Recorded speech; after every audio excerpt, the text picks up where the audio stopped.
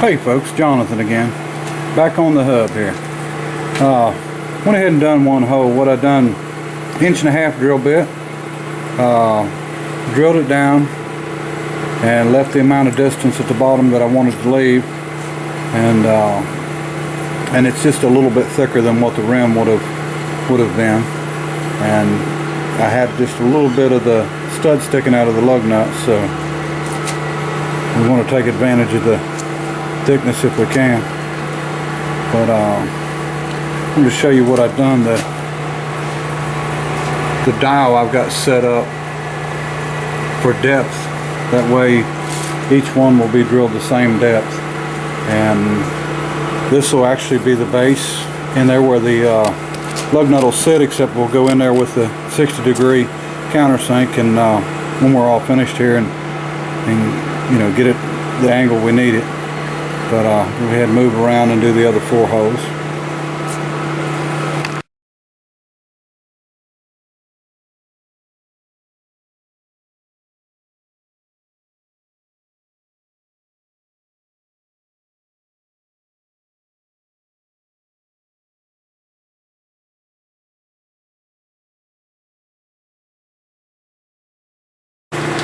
Okay folks, I got all 5 of the holes bored, countersink at the 1.5 inch. And now 1.5 inch is actually what our lug nut takes for a socket.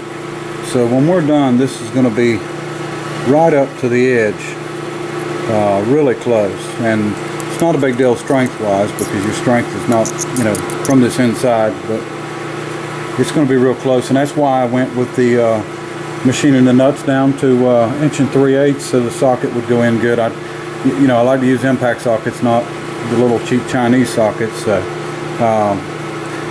impact socket's pretty thick, so we wanted to make sure we could use them. What we're going to do is we will bore down all the way to this top lip, and then we will I'll set the depth on it. That way every one of them will come down to here.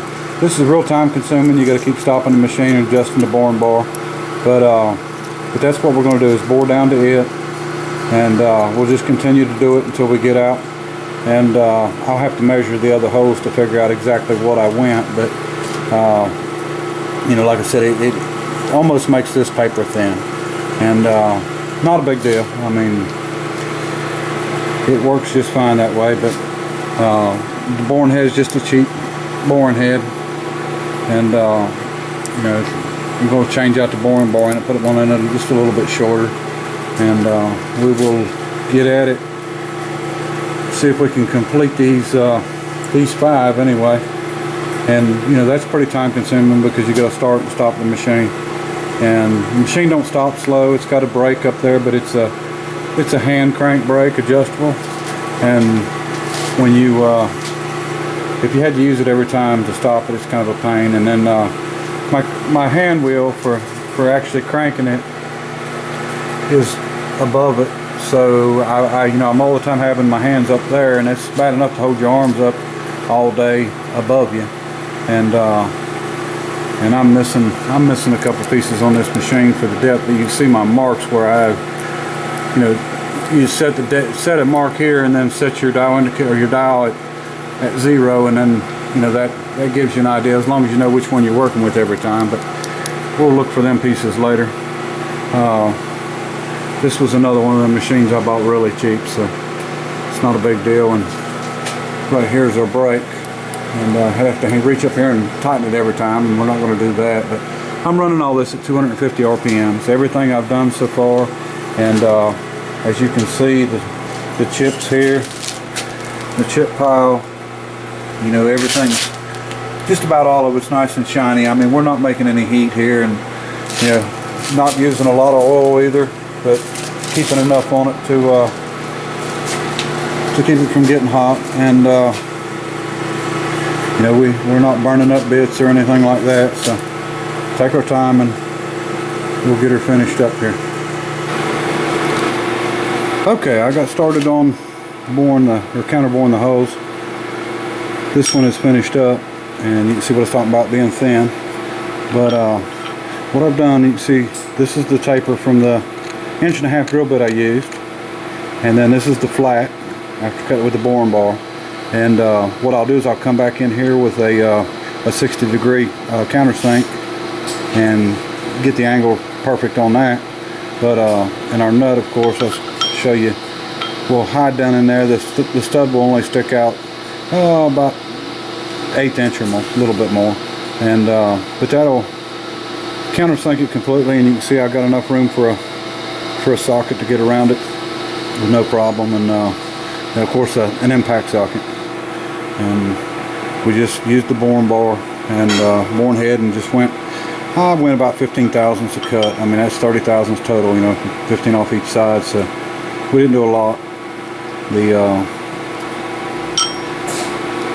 But we have got it set up, and we're going to get the rest of them done, and I'll show you when we're done here, and we'll continue on with our 10 lug pattern on the outside. We've got to line them up and do a little measuring, and that way one of them is on each side of the hole, and they'll come out real good. Show you more shortly.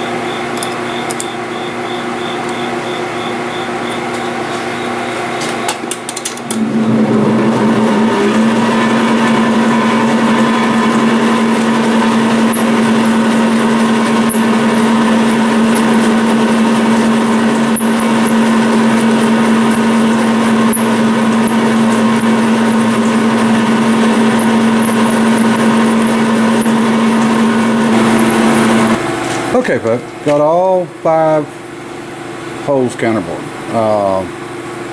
So that's all finished, except this one here. That was above the chuck, so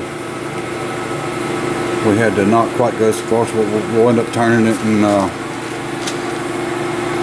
going on and drilling it out. We just didn't want to do that yet because we didn't want to go through the chuck. But that's not a problem. I was gonna go ahead and do the 10 holes, but running a little bit long on the video here, so I'm gonna put it in the next part. But this is what we've got so far. And I appreciate everybody that's subscribed to my channel.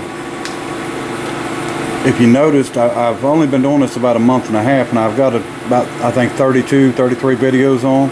So, and I've got a lot of stuff I want to do, and a lot of stuff that I do, and I've built so much stuff over the years that I wish I had done videos on it. But you might be surprised at some of the things I tackle, and you know, most things I do all, you know, by myself. So, but if you enjoy it, you know, subscribe and comment. I appreciate it. And we'll have this will be part 3, and we'll have part 4 up soon. So come back and see me. Thank you.